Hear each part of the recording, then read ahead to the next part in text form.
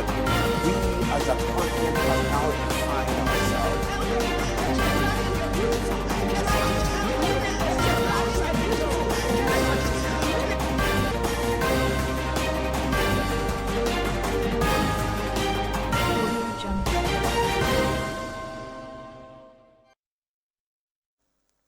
In the news, AFRICMIL asks ICPC to investigate police trust fund over alleged procurement of substandard equipment totaling 11 billion naira.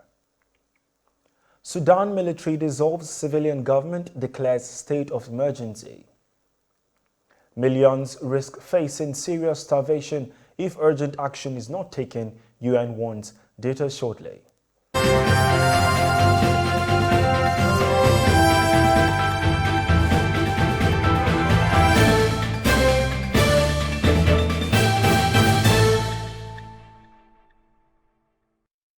This is TOS Television, your digital-first Pan-African news network. I am Merciful Ajinomo, and you're watching TOS News 360.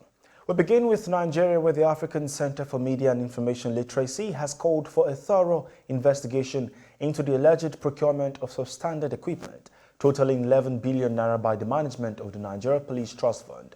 The group wants officials who are culpable to be brought to book. This call was made to the Independent Corrupt Practices and Other Related Offences Commission (ICPC) and particularly to the chairman, Bolaji Owasanoye. The Joint Admissions and Matriculation Board, JAM, in an advisory issue to heads of various tertiary institutions in Nigeria, said it would no longer condone any illegal or irregular admission conducted by any tertiary institution, warning candidates to desist from accepting admissions offered by the institutions without going through the JAM's central admission processing system. This was a follow-up to an earlier threat of sanctions issued by the Minister of Education, Adamu, over what was described as the recalcitrance of some heads of institutions who allegedly continue to flout the ministerial directive on the subject. The Anambra State government has approved Saturday as a school day in place of Monday, which the indigenous people of Biafra has marked as the sit-at-home day. This was contained in a recent memo by the government titled Anambra State Government Approved Saturday as School Day, which was confirmed by the State Commissioner for Information and Public Enlightenment, Don Adinuba. The Senior Special Assistant to President Muhammadu Buhari in Media and Publicity, Garba Shehu, in a statement issued on Sunday and obtained by TOS News, said President will this Monday leave the country for Riyadh, Saudi Arabia, to participate in the investment conference organized by the Future Investment Initiative Institute. The statement, which was titled President Buhari to participate in investment summit in Riyadh, Saudi Arabia, revealed that the Nigerian president will be joined at the 5th edition of the flagship investment event by business executives from Nigeria, bankers, captains of industry, and energy experts to discuss issues on the future of investment across the globe. While presenting findings of gender audit report on protection services, shelters, and safe homes for survivors of human trafficking, the acting executive director of Clean Foundation, Ruth Olofin, said the project, which seeks to support and strengthen gender responsiveness of interventions by the National Agency for the Prohibition of Trafficking in Persons and other relevant government agencies, contains key information on safe homes and shelters for victims of trafficking in the FCT. She said the findings provided gaps with empirical evidence and provide stakeholders areas of opportunity for interventions in relation to gender-specific programming. This is your digital-first Pan-African news network, TOS Television, and you're watching TOS News 360.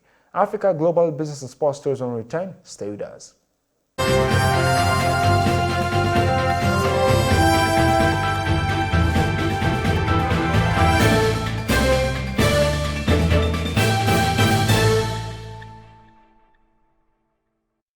Thanks for staying.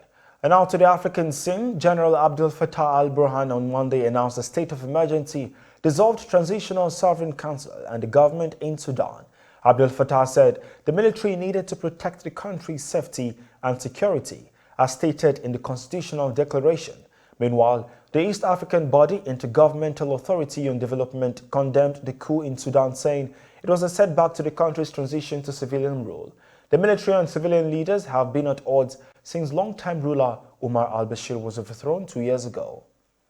Senegalese women on Saturday took to the streets of Dakar to march against climate change. Their objective was to promote women's participation in the climate debate and encourage people to consider their specific climate concerns as Senegalese and African women at next month's climate summit in Glasgow. The projected changes in climate are likely to cause devastating impact across the continent. On the global scene, the UN World Food Programme has warned that millions of Afghans will face serious starvation this winter except urgent action is taken.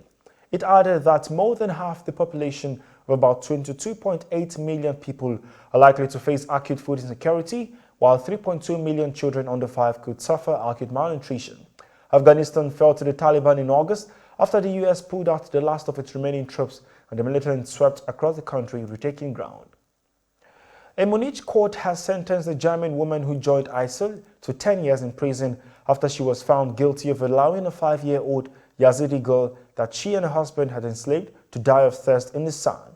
Monday's conviction of Jennifer Winich, 30, by Munich Higher Regional Court marked one of the first court rulings anywhere in the world on ISIL's persecution of the Yazidi community.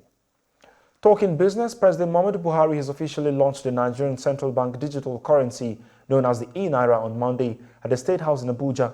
This was contained in a statement by the spokesperson of the bank, Osita Nwasinobi. The statement said, "The launch of the e-Naira is a culmination of several years of research work by the Central Bank of Nigeria in advancing the boundaries of payment system in order to make financial transactions easier and seamless for every strata of the society." Talking sports, Liverpool humiliated Manchester United and their under-pressure manager Ole Gunnar Solskjaer as they handed out a thrashing in front of a stunned Old Trafford. On a day of acute embarrassment for United and Solskjaer, 10 years and 1 day since they lost 6-1 at home to Manchester City, Liverpool emphasized the vast gulf between the sides in brutal fashion. Mohamed Salah was predictably their main tormentor as the Egypt forward claimed a hat-trick, the first of which meant he had scored for the 10th consecutive game. And that is TOS News 360 on your digital-first Pan-African news network. For more updates, visit www.tostvnetwork.com. Follow and like our social media handles on Facebook, Twitter, and Instagram. And remember to subscribe on YouTube.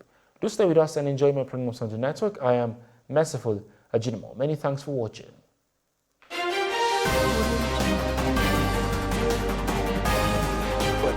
we as a continent are now defining ourselves